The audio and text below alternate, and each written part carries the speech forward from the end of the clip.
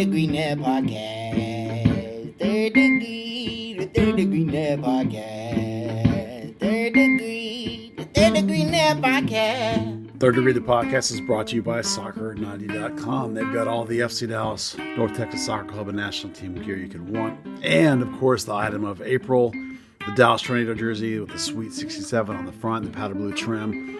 That's just one piece of their Dallas Tornado collection. Use code Third Degree at checkout and get 20% off your entire order at Soccer90.com. Some exclusions apply.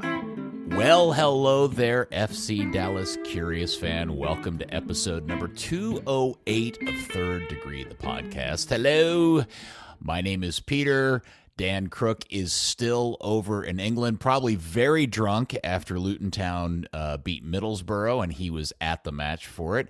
Congratulations to him and the Hatters. So I am just saddled right up next to your hero, my hero, everybody's hero, editor-founder of ThirdDegree.net, Buzz Carrick. Come in, Buzz. Hi, Peter. I am, of course, super jealous of Dan because I would absolutely love the chance to go to almost any club, ground, and game in England. You know, there's a romanticism there. You pick a level, doesn't matter. I'm in. I think it'll be fun. It is a lot of fun. You got to do it, man. At some point, somehow, you got to figure out a way to get over there and go to some games. I've been to Chelsea with Colin Clark and Steve Morrow and some other players, Bobby Bryan. Pretty great. Yeah, it was pretty cool. Yeah. Excellent. Buzz, you're on. You have returned from your holiday sabbatical vacation camping expedition. Just a weekender, really. Yeah. Okay. Yeah. Went down to the coast. I saw the brown water, brown shores of Texas. Galveston State Park. It was lovely. Yeah, it's good. Very good. Hope you and Amy had a splendid time. Yeah, Galveston's a good combo because you get the little campground on the beach, but Galveston, the city, is also like 5 minutes away, so you can actually go in there and get some fun food too. So that's a good combo for me. Well, Buzz, I feel like we haven't had to do one of these in some time. The defeat episode. Things had been going fairly okay for Dallas over the last few weeks, wins and all that. But boy, I have a feeling that you and I would agree this felt like this one was coming for a while. Yeah. As they go to New York, play on the baseball field, and get pantsed by NYCFC. Yeah, look, there are some stats in this game that make you think there are some hidden qualities that are still actually okay. But this is a stomping. I mean, you know, the goal called back for the first one, I mean, I get it if you dial it back far enough, that guy was offsides. But, you know, certainly there was quite a bit later that the actual goal went in. And definitely there were some disturbing trends on multiple goals that were allowed by this team. You know, defense last year is what really was this club's hallmark, and right now that's not working very well. So there are some questions that need to be answered. On the offensive end, no Alan Velasco for the second game, which is obviously looking like it's a problem. Jesus, you know, comes in late and is, of course, as good as he usually is when he comes in, but it's too too late at that point. And just overall, not a good performance. And my biggest negativity, which I'm going to start with, is the fact that they just didn't pressure NYC at all. Now, listen, I get it, right? You're trying to do this mid-block thing. You're trying to clog the field and hope that the width being narrow-ish is going to make it really difficult for them to play. But you can't just sit there and let the other team pass the ball around at will at an 88% clip. And it's not like they were playing Lucci ball. They're playing forward and getting into dangerous zones passing at that level. I just felt like there was no defensive urgency or defensive pressure coming out of Dallas. And every time we talk about defensive problems with this team, it's when I talk about them being on the back foot. They're not being progressive in their defense. They're not attacking in their defense. They're just sitting and waiting. And I felt like this whole game was sitting and waiting, and they just got destroyed. So is this, a typical MLS road game loss where, guys travel and they're playing in a weird place like, Met City Life Stadium, a baseball park, right? Which is weird unto itself. Or is this a kind of a continuation of the trend that we've talked about on this podcast over the last few weeks? Well, it's a little both. They have never won a game at New York City FC. So no matter what baseball diamond they're playing on. Whatever baseball field you put it on, the game is always narrow. The game, evidently they have not played them at Red Bull, I don't recall, but that doesn't mean they haven't, but I don't think they have. It's always a narrow field. It's always clogged. It's always not Dallas is used to playing on a bigger field. They want to pass it around a little bit. It's never good. Part of it, too, is going far east. Paxton Jesus are jetting across the country to play for the U.S. and back. One played more and a lot, and that's why Jesus didn't start.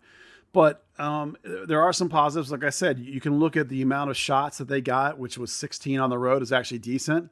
You can look at the ratio on net, which is 8 of 16, 50% on target, right? That's all we talk about that. The New York keeper made 7 saves. That's a really high total. But you also think about that game, all but 3 of the shots were in the box. That's positive. But you don't really feel like the chances were good. They never really felt like they were in dangerous positions. There are some goals there maybe that Jimenez should have gotten 1 or 2 perhaps. So we can't complain about some of the things we usually complain about, which is not good enough on target rate or not good enough numbers. But, again, the offense to me wasn't really the problem. It's when you're bleeding 3 goals and you're down 3-0. That's like, that's bad. I mean, we can't allow that to happen and expect to be able to be in games and play. And if you look at the trending numbers over the first half, it was all pretty good until they give up that goal. Right before halftime, I believe it was. And then it's killer. Yeah, that kills your mentality. And then you go to the locker room, you're down and you're bummed. The coach, I'm sure, tries to bring you back, but the second half is terrible, and you go down 2 more. Defensively, there are some question marks with this side. I think that we're going to have to talk about big picture. Some of them are their own creation, and some of them are just from the ages of the players as they're moving forward. And for sure, the loss of Matt Hedges is a factor. So it's not. There are some down trends here that we don't like. So when you say age as a player, you have to be speaking about Martinez, or are you saying that the other 3 players are just really young and they're making youthful mistakes? No, the Martinez Ibeagha combo, they're both in their 30s and both not. Ibeagha's a little bit fleet of foot compared to Martinez, who's outright slow. Oh, you just mean in general, not this game in particular, because trending too far. Okay, all right, yeah, okay. I mean, Okose's moving into the prime of his career, right? He's coming to his peak. That's really exciting. That's a good player. Giovanni is young enough. Tomas is good enough. It's the age of the other 2 guys. The center back is the big problem. You should, I assume, trust Sam Junka. Otherwise, why sign at the last minute? Yet you're not playing him. And to me, Farfan already looks burnt out and tired and got smoked on that 3rd goal. And in my opinion, should have been subbed immediately for how tired he was once you're down 3-0. Giovanni, I thought, was terrible. This was by far his worst game. So bad, in fact, he's opened the door for Tomasi to come back in. Well, let's cut the kid some slack. He probably had never played in a baseball park before. Yeah, he was very confused. Fair, good point. But I mean, it's definitely his worst game he's had all year, and with multiple defensive mistakes and not really making much of a contribution going forward. The difference between him and Tuamasi has been his contribution going forward, and he had not been making boneheaded errors. Well, he made some boneheaded errors in this one. The goal that he allowed on his side where he just didn't even run with the guy. Basic defensive stuff. So, there's some defensive frailties available and obvious here in this setup. The coaches. The difference last year from Lucci to Coach Nico was he locked down the defense, and they had one of the best goals against rates in the history of this club, and that's what made them good. And if that's not going to be there, this offense isn't the super high-powered guns in the Navarone offense. So you're going to have, if that defense is not going to be there, you're going to meet up with a mid-table team or worse. I mean, it's a miracle they're still in 4th place, quite frankly. Yeah, it does feel a little weird that based on kind of the vibe that we've been getting from the club over the while, that they are still in 4th place. But there is that weird thing going on in the standings where they're in 4th place and now have a goal differential of 1, and everybody below them is like essentially 1 or in the negatives, and then the 3 teams above them, their goal differential is in the plus, positive double digits, and I think that's the dividing line between the teams that we feel like that are really performing well in the West versus the ones that are kind of like sputtering, like Dallas, and all the ones that just flat out suck. Yeah, there's 3 and then the rest. It's St. Louis, Seattle, and LFC are the 3 legit, at this point in time in the season teams, and everybody else is sort of a best of the rest kind of scenario. But you can look at the goals against total that Dallas has of 11 right now. That's like the 5th worst in the conference. That's nowhere near the rate they were at last year. The defense is definitely backtracked. And they're gonna have to solve that because that defense is the hallmark of this coach and this franchise currently right now. And if you don't have that back to where it was, it's going to be for a long season. Yeah, and the other problem is they're not scoring a ton of goals. I mean, 12 isn't great at this point, especially when you're giving up 11. And I do think there are a lot of conversations to be had about players that just aren't showing. I like here's a good one. We've now had him for 2 starts and a couple of subs. What's your vibe on Jimenez at this point as an additional striker to this team? Well, what I particularly like is the way he and Jesus work together. Like somebody said to me just recently that he looked like Franco Jara out there. In a lot of ways, that's true. Stylistically, they're the same, except he's a lot younger. He knows how to move, he knows how to play, he knows how to work the center backs in combination with another striker. All those things are nice. He's not that much faster. He's not that much faster. They're very, very similar players. Other than he being a little younger and being a little more active, and the question will come: can you knock in some of these goals? He's gotten a couple opportunities, and he hasn't put them in. You're going to have to start converting eventually. But on the other hand, if you play him with Jesus and Jesus has 20 because of him, well, that's kind of where you were last year. So it won't be the end of the world if that's the case. He's getting paid a fair amount of money probably. Although remember, Toronto's eating a bunch of his salary. So yeah, but alternatively to that, Velasco's hurt, and let me just get to this. Do we have any sense of how long Velasco's going to be out for? Yes, because he trained today. Oh, he did. Okay. Went the full session. Coach in the press conference that I listened to, I wasn't on the press conference because I was driving, but I listened to it afterwards, and he said that, their trainers are going to see how he reacts today to the session, but all the measurements are good and he's on schedule. So, pending him coming through training today, fine, and him participating the next 2 days, I would imagine he'll be available for a selection. Will he throw him right back in there? I don't know. It depends on how desperate he is. I think with the defensive problems being the bigger issue, he may be willing to sit him out one more game, perhaps. But yeah, nonetheless, it won't be very long. You could play him this weekend, I would assuming, if you had like a playoff game, but I just imagine they won't. Well, that's good because Obrian is a lost cause, but Velasco has had an okay, probably in terms of the front three, better than the rest. Jesus has been hit or miss. Areola has been a total dud so far this season, and there was that word this week that I think Bogert reported that maybe the Galaxy had tried to purchase him from Dallas, and I don't know, man. There are a lot of things. I realize that your concern, Buzz, is the defense, but I'm also equally concerned about the attack because I just don't see any of the pep and attacking.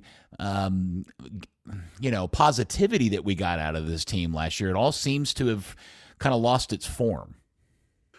Yeah, well, last year's goals against was like a goal a game, just over a goal a game. And this year that's not happening. It's at a higher clip than that. They've played 9, they've given up 11, so it's a little bit higher. It's not crazy higher, but it's these 3-0 games that are killing you.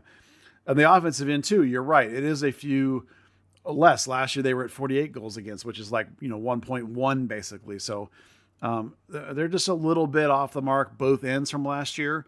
I just think when you're bleeding 3 a game, you're not going to win any games. And the lack of shutouts over the first part of this season again was an indication that the defense just wasn't quite there. There's some cohesion missing. For me, I thought Facundo was terrible. There was a goal where he didn't close out at all. The guy rips a goal from like 25 yards out right in Falco's face. And then the goal got disallowed, thankfully. And then he immediately did it again. The guy's like, oh, that play worked. Let's do it again. 5 minutes later. And again, Facundo didn't close him down. He just did the exact same thing where he just kind of faked like he was going to and then stood there. And I was like, man alive. There's one thing to say being a stay-at-home kind of 6 in a tight shape, in a tight formation, in a tight field. It's another thing to actually just stand there and do nothing. I was pulling my hair out. But you know how I feel about that. I'm sure I'm biased or something, but I just thought he was absolutely awful. I look, I think there's an interesting measure here in that, we're into the second season of Estevez, and this one doesn't feel like it's trending in the right direction, at least early. We're 9 games into it, but right there in the standings, right behind them tied, is Lucci at San Jose with what was an absolutely dogpile crap team last season. Now, they did lose in the Open Cup last night, but they're essentially in the exact same position as Dallas is, except they've only scored 1 less goal, and that's interesting to me. Well, remember, we came into this season watching this club not improve itself, right? They got rid of Matt Hedges. They didn't make any discernible moves to get better. If you like Jimenez or not, but if you do like him, that was a trade once the season actually was underway and not in a position you actually were using. You had to change formations to get him in. So at best, that's kind of is it really an improvement or not? It doesn't look like it so far. You're just moving one okay piece for another okay piece. You didn't get another thing that makes you upgrade anything, in my opinion. So it's not surprising. How many times have we said this? If you do nothing, you go pass by because everybody else is doing stuff. Yeah. So why are we shocked that the team is basically mostly the same, but a little bit worse in all phases? Well, of course it is. Well, I think my surprise is I was looking for the growth and the continuity of the really good play that we got out of this group last season. I realized that you didn't improve in some places. I'm sure. The front office would tell you that the trade of Cervania for Jimenez was, in their minds, a very positive move for a lot of different reasons. Time will tell. But I do think that's the biggest surprise to me, is I was really looking forward to like that next level attacking thing that we were starting to see with Dallas, especially early. And I don't know. It's funny. I thought about this the other night, which was, and you brought this up a lot in the preseason, because Estevez in the press conferences, whether it was over in Spain or back here, he kept talking about complacency and how important was that they had, fought complacency and weren't being complacent. And I thought that's a really interesting word to use. And I wonder if he really is genuinely worried about it. And if he is, why? What has he seen in this offseason that has got him harping on this word complacency? And it does beg the question, did all the players just fart off all offseason and now they're using this, how MLS season is. You don't worry about the first 10 games. They're using this almost as like a preseason to get into some sort of form. And maybe that works in this league. I don't know. Yeah, well, remember, he's probably that into the mentality word, right? It's all about mental state. It's all, which is, again, what gets back to me about the defensive being a passive, the mental state of being progressive. You can look at this team, I think, and, they were excited about Leggett for the whole season, but then he's had the troubles he's had. And also he's, the big 3-0 numbers floating around there. Areola misses the World Cup. There's no way that doesn't affect your mentality. Right. A lot of people said that he came here in the first place because of the World Cup team, because of the relationship with Coach Nico and Greg. Right. So maybe he doesn't have that fire. And so maybe he's now like, oh, okay. And he's been flat. He's been fighting that hamstring. Right. Velasco's looked pretty good, but he was, he's still young and bright and still trying to do good things. Jesus looks pretty good. But, for the most part, everybody else is just kind of going through the motions. I mean, passing looks good, but, whatever's going on between Edwin and Facundo, neither one of those guys is playing great. I think one's better than the other, but the coach obviously does not. Farfan still, to me, looks tired. Obviously, missing Hedges is a thing. Martinez looks worse. Ibiaga doesn't look that great to me. Tuamasi, the Giovanni move looked good until all of a sudden he has horrible last game. So, maybe when you're not making any big signings and you're only going to get better by your players buying in and believing, maybe that's why you talk so much about mentality and what was the word that you were using? Complacency. There? Complacency. Yeah.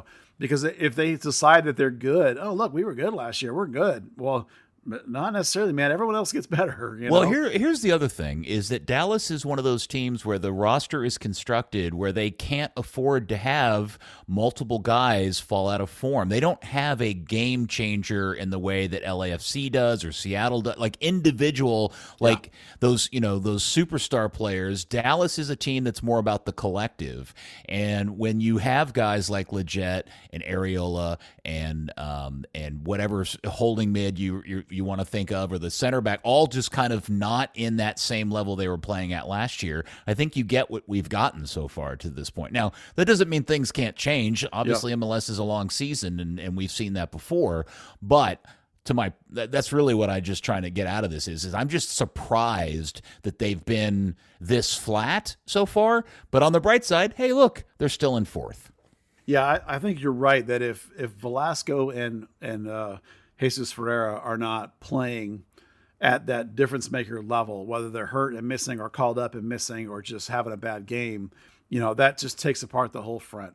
That those are your two guys you have that are closest to being really special kind of players, the difference-making kind of game-breaking kind of players. Those are your two guys that do special things in special moments. And so when they're not on or they're off, the whole front end comes apart. And then when you combine that fall apart on the front with a fall apart on the back, you get a game like this. Yeah. All right. So as we said, Dallas continues to sit in fourth place. They have Minnesota United coming up next. Do you think he makes any substantive changes to the lineup from what we saw? What's the Edwin Cerrillo story at this point? Is he given up on Edwin or I don't know. I really hope that he was going with they had won, so Facundo gets to keep the spot. I'm hoping that's it, because I think the guys looked terrible for 2 straight games. Facundo. And I thought Edwin was playing pretty well. So he had advanced his progressive passing, which was the thing that they were asking him to be better on. He was better at that. I don't understand why he was dropped in the first place, to be honest with you. You need some level of rotation, that's for sure. You need some level of man management and minute management. That's true. You need Facundo to play a certain amount. Edwin can't play every minute of every game. But at the same time, it's like I don't know that you can just willy-nilly drop a guy completely without any sort of repercussions. Edwin's a young guy, and when you do things like this, he's going to emotionally fold tent a little bit. He's a player that needs encouragement. He's not an ultimate ego kind of guy. So I hate when you're taking him out of there. I think he should be playing as much as possible. I've actually been saying this for 2 years now, that he should have played as much as possible, and Tafari should be playing as much as possible. Yes, you were going to lose some games along the way with those guys way back when. But if you're building on a 2 or 3 year cycle, you needed those guys to become something better. And the only way to do that really is to play them a ton. So I get it. Coaches get fired when you got to mitigate some of that. But at the same time, if you don't build forward, because look at this club, right? Is this club in your mind anywhere near winning an MLS Cup with what they have now? Oh, good Lord, no. No way, right? No. Well, they're also not going to go out and spend $15 million on a player. I mean, they spent their record ever on one guy, on Velasco, and we're super excited he's here. But, they're not going to do that again. Not likely, right? Well, no. And let me say this. Even if they were playing as well as they played in for long periods of last season, I still don't think that's an MLS Cup winning team. But I don't either. It just makes them more entertaining to watch. Yeah. You have to develop your guys. If you're going to run your organization like FC Dallas is, you have to develop some of these pieces that other people go by or other people sign on as free agents that Dallas doesn't do. We saw a couple of guys last year that were nice, Areola and Leggett, but even that wasn't enough. You still got to develop those homegrowns. You still got to develop those pieces, into something. And if you don't develop them, you're just going to make the playoffs every year forever, which is what this club has done pretty much. They're always in, or maybe they just miss, but then they get back in the next year. So they've only missed 2 in a row twice ever in their history. They're always in, but they're never good enough to win it all. If you want to be good enough to win it all, you're going to have to play some guys for a long time to get there and let them play in, and they just won't do it. Interesting side note. I was just thinking about this, Buzz, because as we said, they have a road game against Minnesota coming up on Saturday. By the way, that is it's one of the free, it's the Fox game, and the game's on Sunday, not Saturday. My apologies. It's the Fox Sports game. But the thing that it dawned on me after that is what happens for the month of May. Have you checked out Dallas's schedule for May? Yeah. That's what Coach was talking about. The overload, May and June, both. It's like every 3 games they play. Well, they only have, they only have 3 games in June. They've got 6 games in May, and I would assume that would include a U.S. Open Cup game in there somewhere. But after Minnesota on the 6th, they host league-leading St. Louis. Then they have to go to Austin. Then they have a home game against Vancouver, home game against Houston. So they got their Texas Derby in here in a matter of 7 days. Then they have to go to San Jose and face off against Lucci, and then they get a game at Kansas City on the 31st. That's a pretty brutal stretch, Dallas. I mean, look, Yeah. MLS has been such a parity-ridden league. Anything could come out of it. But based on the fact that you got to go to Austin, who have really been poor this year, but they'll be up for that, right? Yeah. Vancouver's been a better team. St. Louis has clearly been the best team in the league so far. Houston's improved, and then you got the Lucci game and the Peter Vermees matchups to end the month. That's interesting stretch. Well, you have to add in is that May 10th is the first Open Cup game for Dallas. Yeah, that's what I said. Yeah, I knew it was Yeah. in there somewhere. I just didn't And know then where. if you win, it's May 24th. So that's what I mean. Like in May and June both, you're literally playing every 3 games, every 3 days.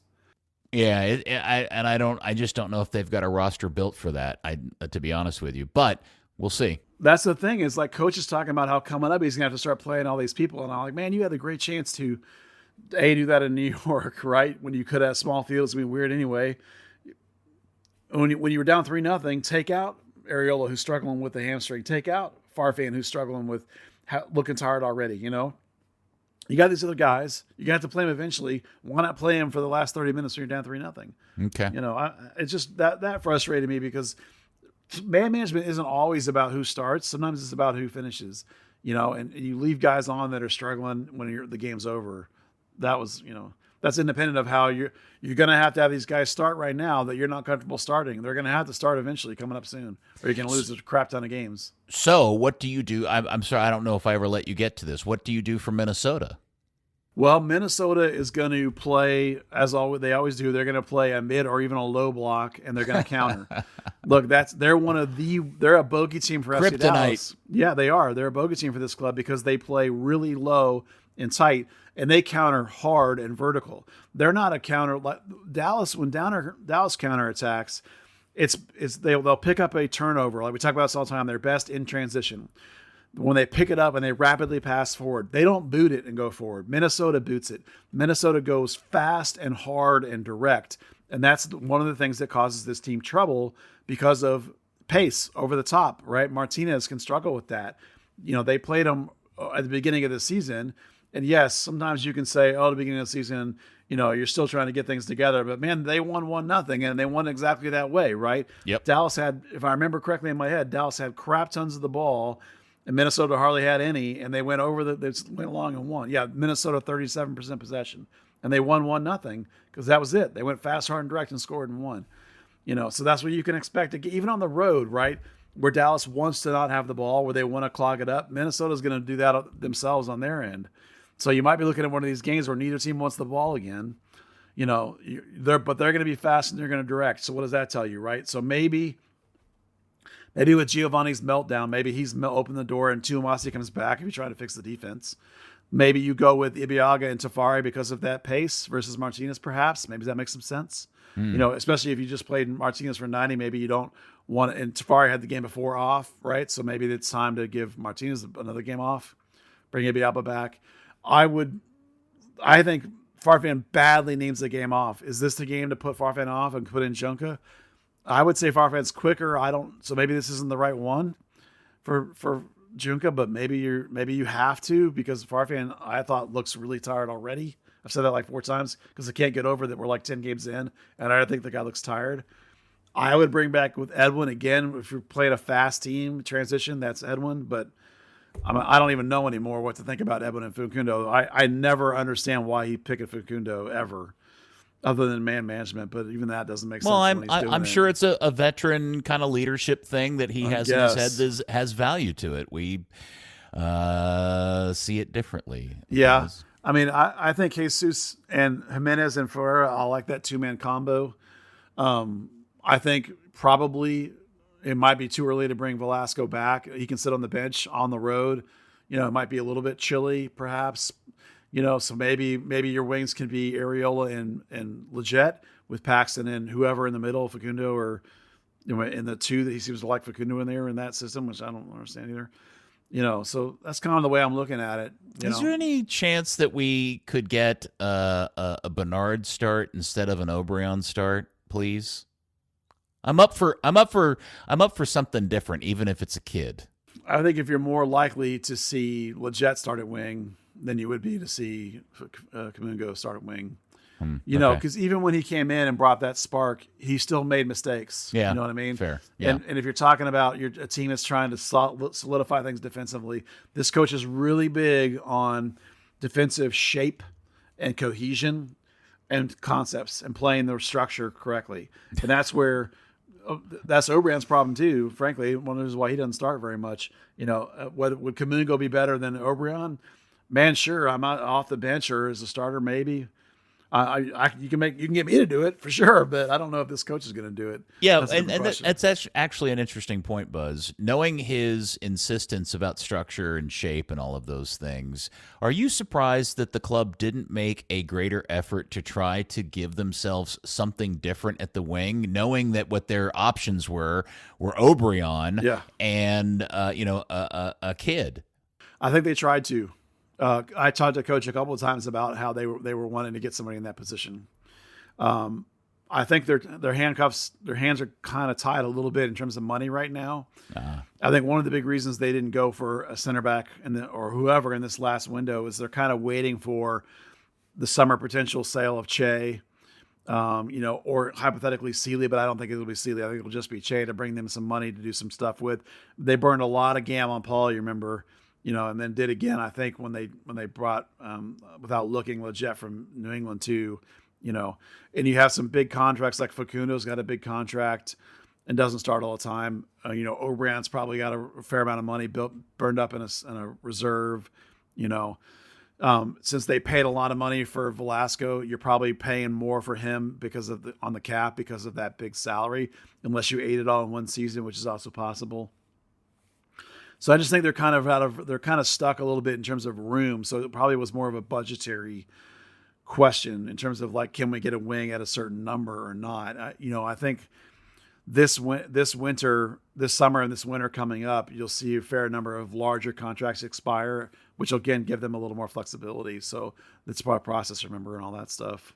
I mentioned it earlier, but I meant to ask you for your reaction when you saw Bogart's report that the Galaxy had inquired about Areola. Obviously, it didn't happen. But what was your reaction to that news? Well, my reaction was that Bogart reported something that didn't happen. So you can report stuff like that because it's fun. I imagine the scenario, and Bogart even said that the deal was turned down flat, which means that LA called and said, "Hey, can we have Areola?" And they were like, "LOL, no," and hung up. Right. So I'm sure that's basically how the conversation went. The point was more about, in terms of his reporting, that LA was really trying to do some things and be active, not so much that Dallas was willing to part with Areola, which clearly they weren't. On the other hand, there's obviously a price for anything. You're talking about a team that's not a cup winner. You're talking about Paul. Paul is towards the back end of his career. He's not 30, obviously, but he's not 20 either. Mm-hmm. He's got a relatively high number. You have seen that he's, at least this season, he's not. Last year was a career high in every way. Not likely to repeat that. Certainly not repeated over the next 2 or 3 seasons. So like there would have been a price, I'm sure. But at the same time, like for them to say flatly, "LOL, no way," I'm sure that's exactly how it went. And then somebody asked him in the press conference today, when stories like that get broken, can you tell us anything about it? And did you have to say anything to Paul? And he was like, "No, I didn't say anything to Paul because LOL, no, we're not looking to get rid of Paul. Paul's great. We love Paul. He's our captain. It's ridiculous. So I don't say anything to him." He said, "Paul's really happy here." And they're like, "Great. So there you go." So again, unless you're going to look like you're thinking to win a cup, nobody is not expendable. There's nobody on this team that's untouchable. Even Jesus, there's a price for everybody on this team. Interesting you asked that because we have heard that Brenner has officially been sold and will go to Udinese in the Serie A in July from Cincinnati, by the way, at a loss of about, $6-7 million. Yeah. He was, the reports are he's been sold for 10. Didn't they pay like 16 for him? I think they only paid like 12 or 13, but the club back down there gets like 20% or something. So that's why it's a loss for them. So even at 10, they still have to send 20% of it to, is it Sao Paulo? I was just reading about this. So like they're going to take a fair hit on this. Yeah. But the question that becomes, if Brenner is worth $10 million on the open market, what do you think Jesus' value is? Not that I'm saying Jesus is equal to Brenner or vice versa. I'm interested in what you think that his valuation is at this point. Yeah, it's really an interesting question because Brenner had a bad first season, and this year he's got 1 goal in 7 games. Last year was obviously a big season for him, but in total, he's got, I think it's 27 goals in something like 70, 71 games. I think it is something like that, 8 assists. Well, Jesus is not all that far ahead of that at 123 games, that he's got 41 goals and 23 assists. So twice the goals and 3 times the assists, in another 50 games. So it's easily at least equal in terms of pure goal value in my mind. The difference is, of course, that Brenner's Brazilian. Right. And Jesus is an Americanized Colombian. Yeah. He's an American, so he sucks, and Brenner's great. Right? There's a Brazilian upcharge on stuff where people are like, oh, Brazilian, that guy's going to be awesome, Because if you look at it purely on numbers, not dissimilar players, really, frankly, if you double Brenner's games, that he's up at pretty close to the same goal numbers. The assist is less, but the goals are about the same as Jesus, so comparable players. It just makes me think that if I'm looking at Jesus in the market compared to that, well, at least 10, right? Because he's slightly younger. Now the Brazilian upcharge is there, of course, but pure value for Jesus has got to be what, 12, maybe for FC Dallas' willingness, maybe it's 15 to sell him. So a longer term deal on the books already, perhaps. There's an interesting conversation to be had that if Jesus Ferreira was the exact same player, but had plied his trade in Colombia and had done the exact same games and the exact same performances for the Colombian national team, what would his value be then? Oh, a lot higher. Yeah. There's like the American tax that comes along with it. And it's just he plays in MLS. Right. Yeah. He plays in MLS and he plays for the US men's national team, and he came out of FC Dallas, and so there's a surcharge that goes along with that. There is. That guy can't be good. Yeah, it's ridiculous. Oh, hey, I wanted to bring up one thing because I want to put this on the record in case it gets announced, and I want to look like a genius. And it's one of those things that I can predict that if it doesn't come true, I won't. I just look like a daydreamer. So MLS is on Apple TV, right? That's that whole setup. Well, at the upcoming June Apple Developers Conference, word on the street is that Apple is finally going to reveal their AR VR headset.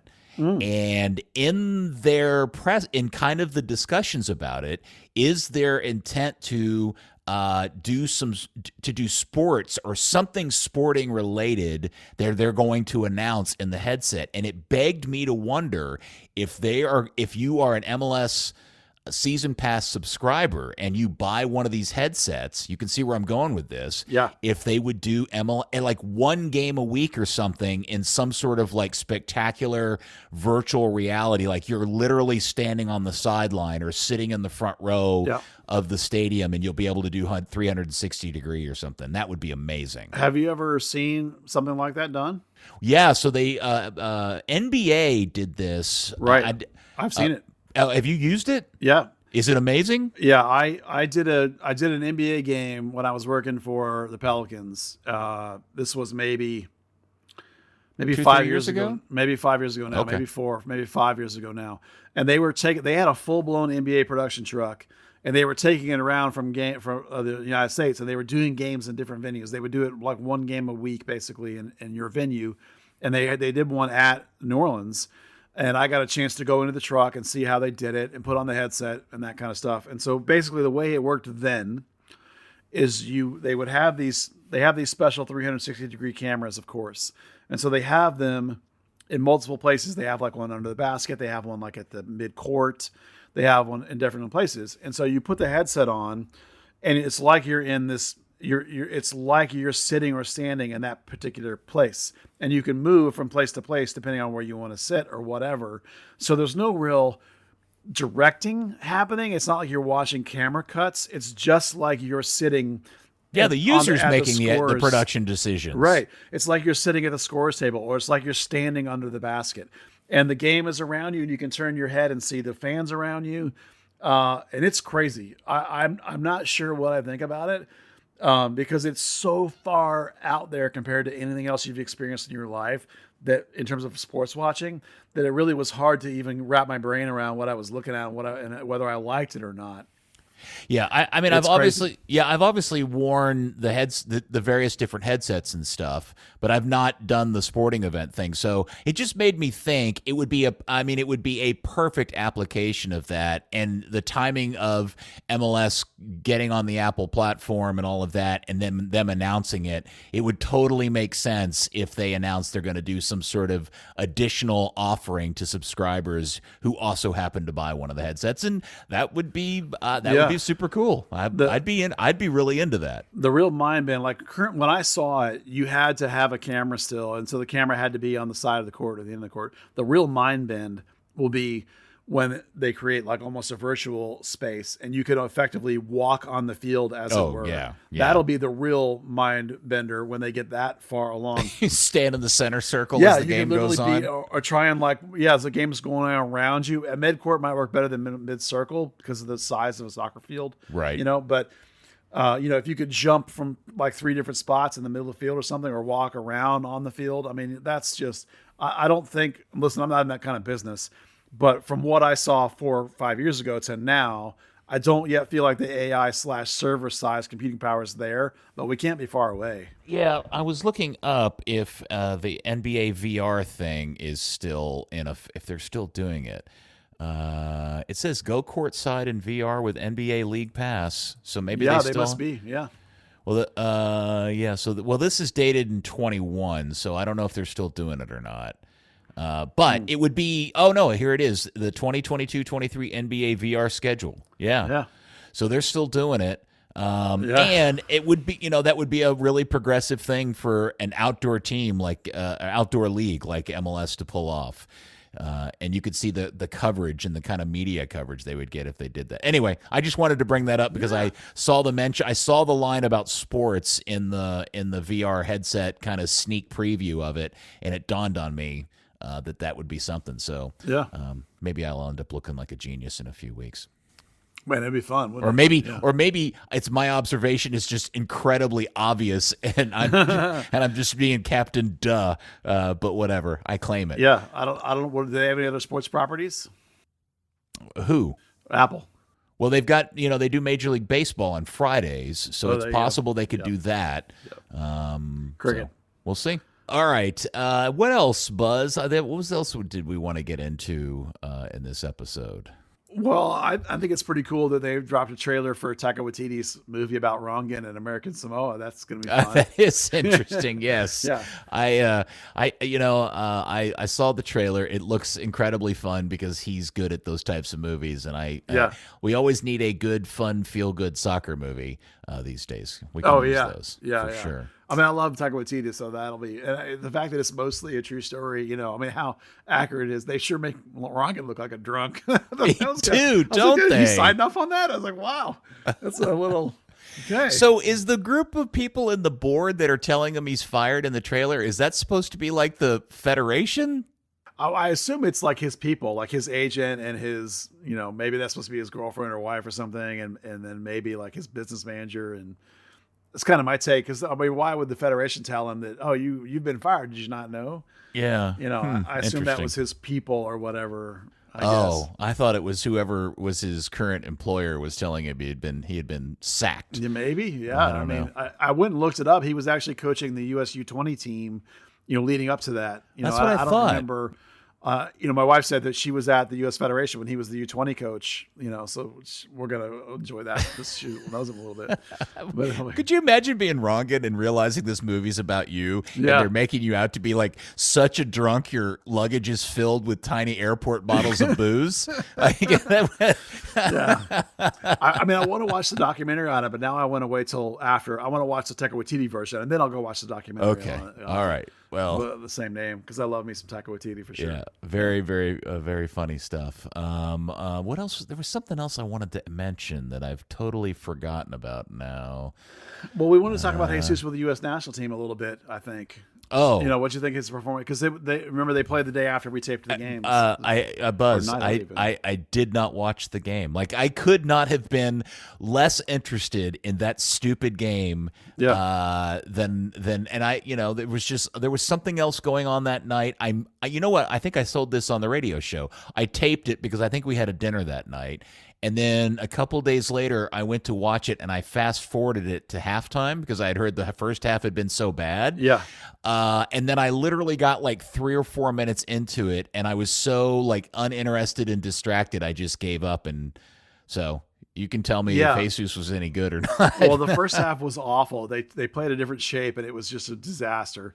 And then they started the second half, and they put Jesus as an 8. And I was like, you've got to be kidding me. And then a little bit later, they made some subs, and they put him up front where he belongs as like a false 9. Because they tried to play a 4. They tried to play him and the Cincinnati guy together, which is a great idea, but it didn't work. Because that's how you maximize Jesus, right? Is to put him with a good striker. Right, yeah. Fantastic. Didn't work.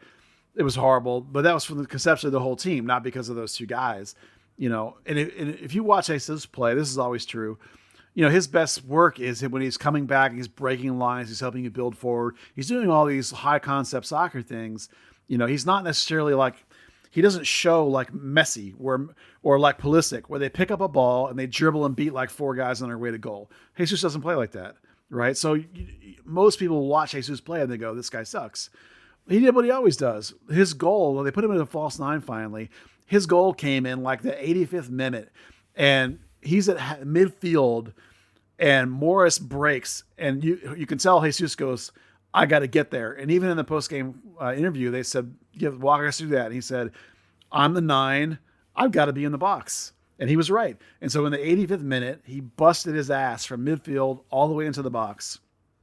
And Morris, who's on the left wing, plays the ball with his right foot, with his outside the right foot utter swing. I have no idea how he got it on target. And the ball's coming across, and the defender cuts inside of Jesus, and he gets a touch to it. So like about 1.5 yards away from Jesus, the defender redirects the ball.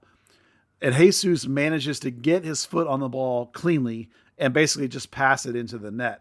And people were like, oh, he just tapped in or whatever. Dude, it was a great goal. Was redirected, and in 1/10 of a second, he adjusted, got a clean contact on the ball, and scored. The athleticism and ability to do that is off the charts. So anyone thinks that's an easy goal, not to mention you just busted, from midfield in the 85th minute and outran your defender after playing the full game. That's a great goal. Now, I'll grant you the first half was utter garbage, and Jesus didn't even touch the ball, I don't think, at all. And when they played him as an 8, that was awful. And then as a false 9, he's not getting the ball either. So like for most of the game, he hardly did anything other than stuff he always does, working back and trying to combine. But that goal was phenomenal. Even if the rest of the performance was terrible, he was the man of the match. Of course it was because he scored the goal, but that goal was amazing. And people underestimate how hard that goal is. When the ball changes paths, like a foot and a half away from you, 1 yard away from you like that, oh man, it's so good. And then all the reaction and everything afterwards. It's an absolute cesspool of unlikability. It just makes you not want to watch the national team anymore, or at least discuss it with people in public. Paxton got 4 minutes and touched the ball like 3 times. It was like, whatever, it doesn't matter. But I'm glad he got called in. So. He got a few minutes, right? Whatever. He got to experience the cap is what mattered, the call up and the chance to get into the game. Yeah, for sure.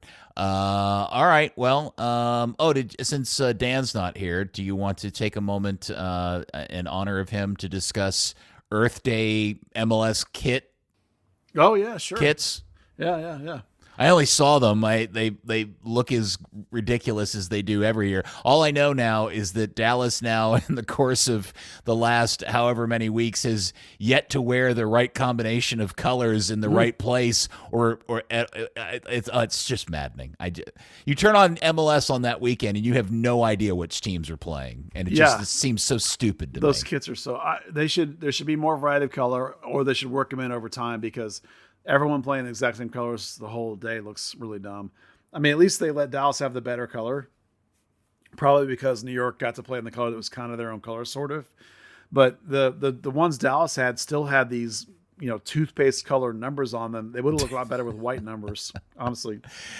Yeah, it's 2 weeks. I know what I was trying to say. It's 2 weeks in a row now where I turned on the game and I couldn't figure out which team was Dallas. Yeah, the one before was hysterical, and I'm not joking. Not just you, like literally people around me in the stadium at the game against RSL when the white team scored and a bunch of people cheered. People around me were like, "Why are they cheering? That's the other team." Oh, yeah, I know. I turned the game on. People that bought tickets were literally confused, thinking that Salt Lake had scored and didn't understand. I mean, and you were crazy. In the stadium. Yeah, I'm talking about people in the stands. I know. Imagine how confusing it was by turning it on television. Yeah. Oh my gosh! I literally, when I tweeted like, "Hey, if you're just tuning in, RSL's in red, Dallas is in white," people were like, "What?